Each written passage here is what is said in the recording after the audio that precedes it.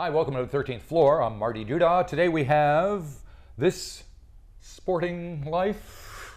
It's Ben Heyman, and he's here representing his band, which is en route. They're just coming from the airport. They're going to play a couple of songs. So yeah, This Sporting Life was your original band that you formed back in the early 80s, and now you're kind of back in various configurations. So yeah, explain further, please. Explain. Okay, so This Sporting Life was a band in the 80s, that's true. It was one of the first Flying Nun bands in Auckland, and we were a little bit different from what people think of as, I suppose, the Nun sound. It was very much an angular post-punk thing rather than a slightly more psychedelic and jangly thing. Right. So we had that background, and as with many bands of that time, particularly that post-punk thing, I think we all stopped before we were done. Right, and yeah. I think there's a lot of unfinished business. There's a lot of relevancy of the idea behind the kind of noises and sounds we were making that I think are just as relevant now as You're they ahead of were. your time. Hey. And and I thought, yeah, I know that I need to carry on making music. I've carried on in various things associated with film and sound over the years. And I felt on returning to New Zealand after 25 years away in the UK, it'd be really great to reconnect with everybody, which I did, and then it was clear that there was a chance for us to form some version of what we used to do. Mm-hmm. Hence, it's not This Sporting Life, it's a interpretation of what it was, and also writing a whole bunch of new material that's very much about looking with the same energy, but at the future. Yeah. Alrighty. So that explains it. So who do we have in the band today? So, as well as myself from the original lineup, there's Darren Johns, who hails from Christchurch and is the drummer, was the drummer in This Sporting Life, and the band that came before This Sporting Life that created Sporting Life, which was called Arms for Children. So you guys go way back. Yeah, and so we've got that, and he and I have just got that connection through making that work and reinterpreting it.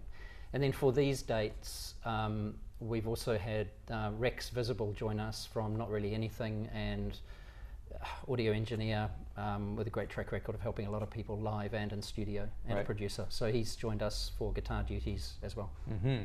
So we're going to hear two songs from you. One is an older tune, and one is something new that you guys are working on. So the first one is Paranoid, which is an old tune.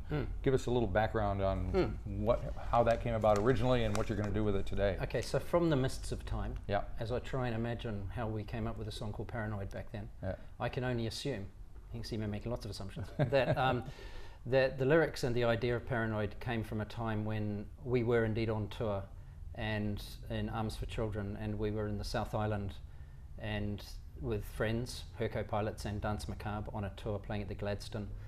And on the first night we were there, all of our gear got stolen from the van, and we were then looked after by the locals, the Gordons, who we knew well. They offered to lend us gear. We were getting ready for the following night, when miraculously, through a range of connections, through various people knowing people in that particular world, our radio station was called, and our gear was reported to be in a car parking lot for us to go and collect. So there's a whole bunch of stories behind all of those stories, but there was a sense of paranoia. There was a sense of what's going to happen next, and we were looked after for the rest of our stay by some of the folk who helped us to uncover the gear, who kind of accompanied us as protection, I suspect, and it was great. We had a lovely time. And I think that's where that song comes from. I can't be sure because it's so long ago. Right. So when you play it today, how does it compare to what you originally did with it? I'm singing, whereas before Gary would be singing. Gary was the vocalist in the band back then. I'm relating it to my own experience of, in my life, moments of feeling paranoid. And you know, as a sense of trying to maintain control when a whole bunch of stuff around us is changing all the time. So a lot of these words, whilst literally maybe I can't relate to them because they were written way back then about something very specific, I think they're still useful words and I can relate to them now. So I'll try and reinterpret them. Okay. All right, let's give it a listen.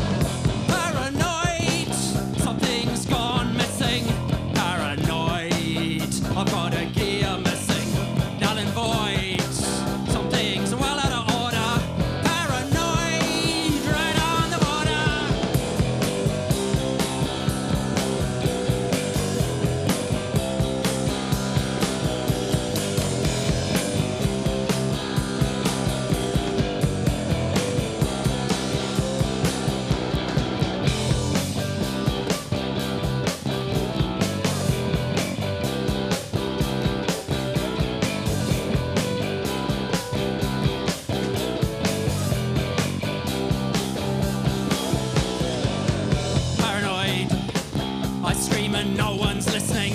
Paranoid, into the wind I'm pissing. Null and void, yet they come listening. Paranoid, my keys gone missing.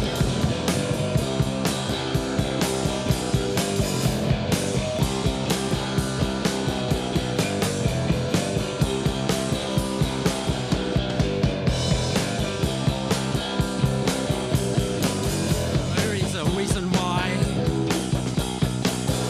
There is no reason why. There is no reason why. There is no reason why I'm a paranoid.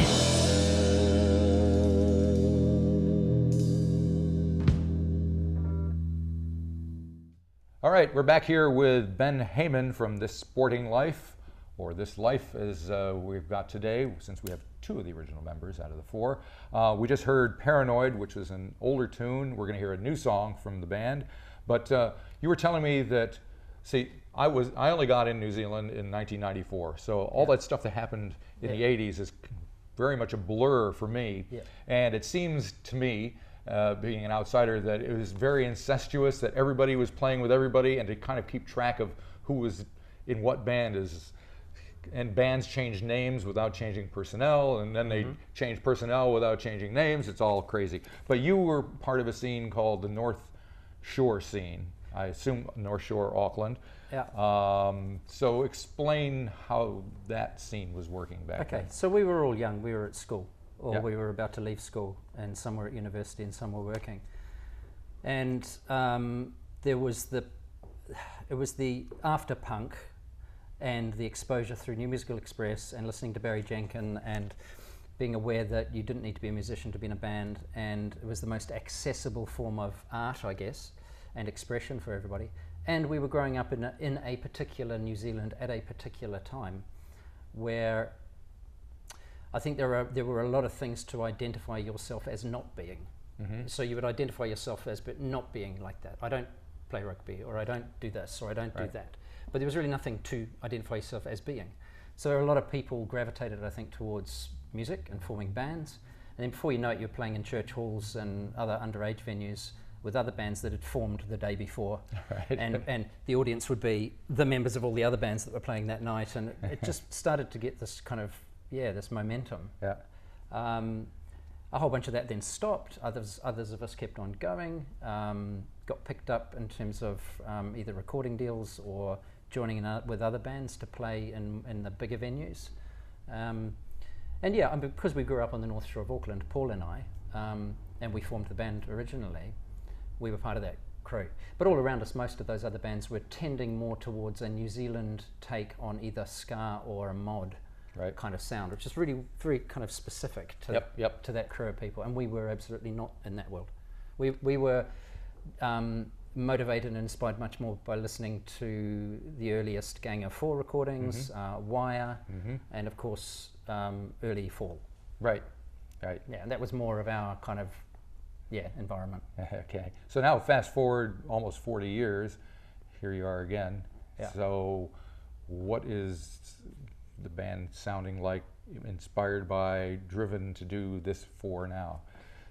So we're driven to do it. Yeah. Okay, I'll speak for myself. Yeah. Right. I'm driven to do it because one of those sayings that you hear every now and again that people trot out, that life is what happens while you're busy making plans. Yeah. There are a bunch of people who aren't around anymore, and that's sad. There are a number of people who maybe could be making work and they're not, and that would be awesome if they did. Yeah. I just kind of feel that we need to have a sense of immediacy, get stuff out there, do it, not be kind of hung up about mastery or perfection in any way, shape or form. Be true to the energy of the thing, which is precisely for me what the minimalist post-punk thing was always about. Right. And I think that sense of, yes, production value matters, it does matter, but it's all got to be in perspective. Yeah. And I think immediacy and energy and honesty in the work is far more important than mastery or an aspiration for a production value. Right. So for me, it's about getting it done, getting it out there, changing it all the time. Preferably for us, our sound and the way we do the songs changes every single time we do it. I've got a few guiding principles for us, which is I'd like us to write a new song and sound check and play it each night. You know, that's the kind of urgency and immediacy I'd like Gotcha. to see. Yeah. We did that in the 80s Nice. and kind of got away with it. Yeah. I don't think we'll do it now, Right. but that sums up what I kind of want to try and achieve with this. Gotcha. And in terms of what we sound like, I can't tell. We'll find out. I think we still are attached to that angular, brittle, but sometimes we accidentally go towards the psychedelic. Gotcha. We don't Yeah. mean to, but I think we just do. Right, right. And you've kind of left the door open for other band members of the past to wander in if they want to, right? Yeah, that would be awesome. So I wanted to respect what we've done and respect each other when we do this. So I said to everybody, do you want to do this thing? And out of the four of us, two of us were keen. Mm-hmm. The other two, one of them went, awesome, but it's difficult because I live in the UK. Yeah. Another one said, not sure, and I live in Australia. Yeah. I went, well, at a minimum, this is going to happen because it must. Yep. So if all four of us turn up, it's called This Sporting Life. Yep. If three of us turn up, it's called Sporting Life. If two of us turn up, it's called This Life. Plus helpers like Rex. All I can count on is there'll be two of us and a helper on these nights. And beyond that, I'm not planning. Alrighty. So you are planning to play a new tune called Authentic. Yeah. So how has that come about? It's a new one that I put together. We've only played it live once so far in Christchurch last Friday. How'd that go? It was great.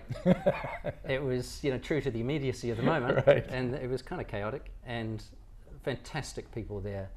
Such a lot of support and so engaged with what we were doing. Young folk who just walked in off the street to see some music, Yeah. connected with it. Folk from overseas who just happened to be in Christchurch connected with it, and people that saw us in '82 came Yeah. up afterwards and went, that's awesome, that continues on what you did before, so I was Very happy cool. with that. But this song, Authentic, it's all about the mixed signals we are given all the time about being ourselves and the almost impossible tension between what we're told all the time and what we tell ourselves with the voices in our own heads about who we should be. But it's also about trying to be authentic to yourself. Alrighty. Well, thank you very much for coming around here and playing and talking. It's pretty cool that we get to see this stuff, especially for me who wasn't here the first time around. So Thank good you. luck with whatever it turns into. Yeah, cool. And we'll see you when we see you. Thanks.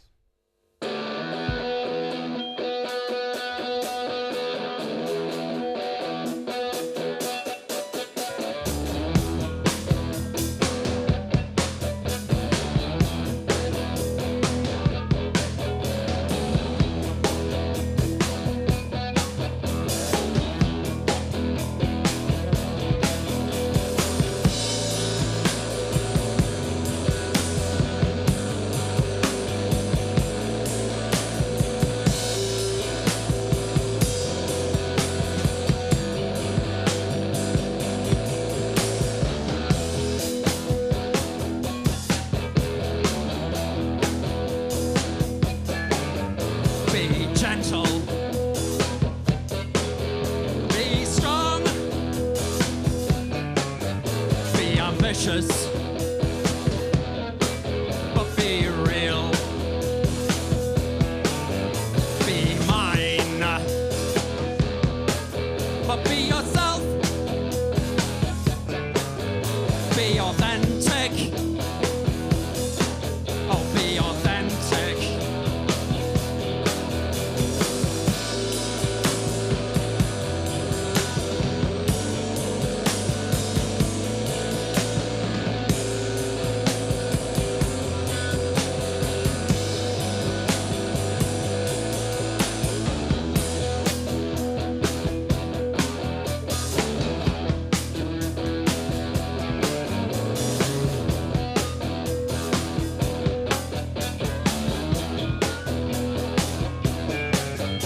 Be open.